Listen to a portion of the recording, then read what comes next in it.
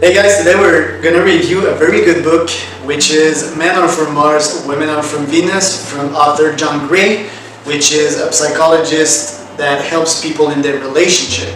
And it's a very interesting topic for me because I've been with my girlfriend for a year now, and we had some good moments just like we had some bad moments. And it's a science, you know. You need to learn about it. It's one of the areas in my life which I put a lot of time and energy inside. Interacting with other humans is very complex, and it's a science. There's a solution to everything. Like if it's a science, you can solve it, but you need to put some time and energy inside it. So apart from the book review, the first thing that I'm going to tell you is if you're going to get inside a relationship and if you think that it's going to be easy and that you're not going to have to put any time or effort, then this is not for you. I know a lot of guys especially that get inside a relationship and think that it's gonna be easy, everything's gonna be cool, we're gonna have sex, and yeah, that's it. But no, unfortunately, there's feelings involved, there's deep human psychology involved, so it's very important to put time and energy. This book by John Gray that I listen in audio form, like all of my books, was a very good book. The only negative thing that I have to say about it is that it lacks science and it overgeneralizes everything. Although I'm pretty sure that everything that he said is scientifically proven because I've seen it in my personal life. I think he overgeneralized things and he put things into two extremes. So, well, I guess that's a part of making people understand something complicated in a simple way. That's his job as an author, to oversimplify things. But you have to be careful, especially with an audience like me, which might mean that this book was not made for an audience that's more analytical like me. I guess this book is more for men. I have a presumption, maybe because the author is a guy, and for many other reasons also, which I will spare you. But basically I've got a lot of insight from it and a lot of confirmation. The main idea in the book that I remember, or at least the most significant idea that I want you to benefit from, is that men and women have different hormone system. So men have testosterone and women have estrogen, and not only are they different physically, but they're also very different mentally, and one another needs to understand each other.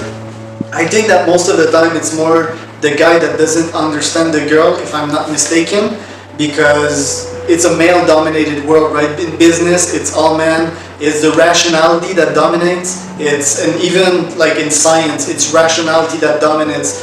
And in consequence, in relationship, it's more the man that will go to the girl and say, I just don't understand your stupid little emotions, and he thinks he's gonna get away from it, but it's not that easy. It won't go away. The girl cannot physically change because hormones are physical. So you cannot take the hormones out of the girl and bam, your problem is solved. You have to be more intelligent. You have to dive and dig into that science of how to understand how the hormones behave both differently. So testosterone, of course, it's rationality, it's confidence, it's aggressiveness, one could say. Not aggressiveness in the form in a negative way, but in a good way. It's drive, it's energy. And estrogen is more about being friendly, being close to another, understand emotions, building bonds. So that's the main difference between male and female. Me, the greatest insights that I have for now, apart that testosterone is very important for men, and I'm going to talk more for men in that video. Testosterone is very important, right? So make sure to cultivate it in a different way, whether it is through sport, food, and same for estrogen. If you do more sport, if you eat healthy, if you drink lots of water, you will have your estrogen level. But testosterone is important, and the most important lesson is that when you have a discussion with your girlfriend, or when you have a conflict with your girlfriend, and that was especially the case with me, I would tend to reply back in the conflict. And even if I try to solve things, because my goal is always to solve things, right? Is to have a solution right there, right now. And that works in many ways in the business world, but not in the relationship world. And that's another very good lesson, which is not in the book. If you're an entrepreneur, you need to separate the business world from the relationship world. It's two worlds which don't fit together. It's when you go into the relationship world, it's not a testosterone dominated world anymore. It's a world where testosterone and estrogen dance together.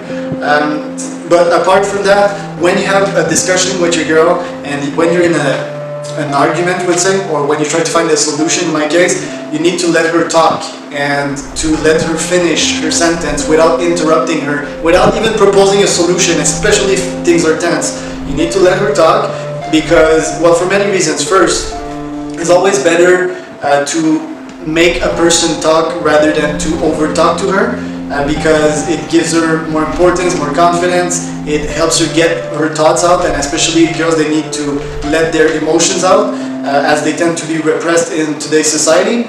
That's one. And second, as a male, when you talk inside the conflict, you will have something in your blood which is called cortisol, which is a hormone which causes stress, and it's good in little quantities to motivate you to do things.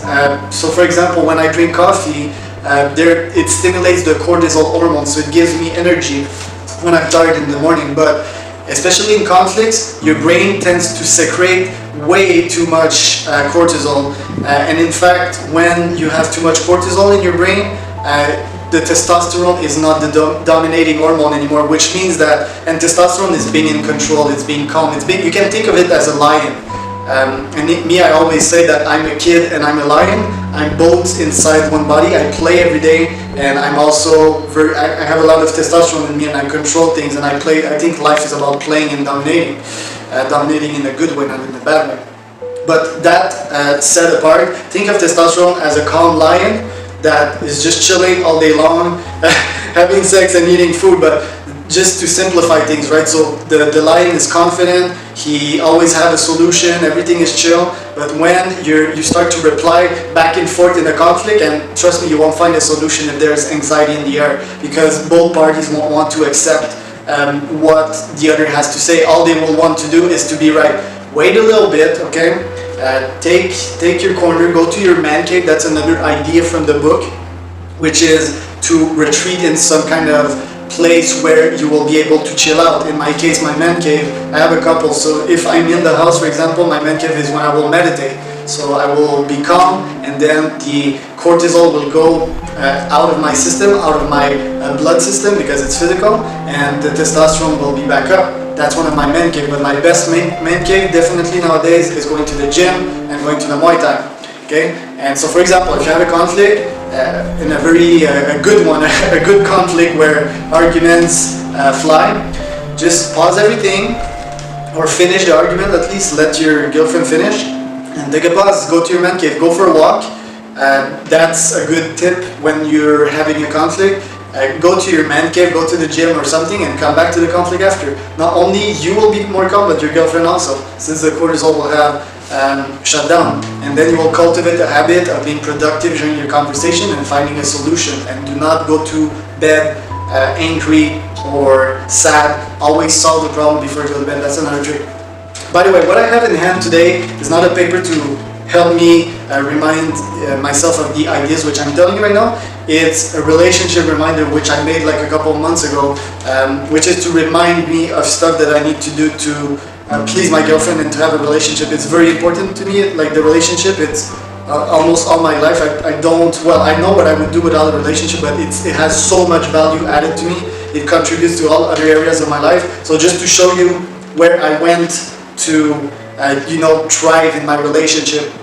So I have like reminders in there such as to laugh with her, to dance with her, to kiss her, to compliment her, to bring her flowers, cook food, being positive, smile, slow things down, because I tend to be very speedy in the way I think and I speak and everything. So that's a good thing. Obviously it's not in the book, but in the book they also tell you about a lot of things which you can do to please your girlfriend. As I told you, the only thing that I don't like in this book is that it oversimplifies things. I think relationship is a huge science, and when usually social science that involves humans, it's always complicated, and I think that there is a huge opportunity for someone like me which could make a book that's more scientific about relationships.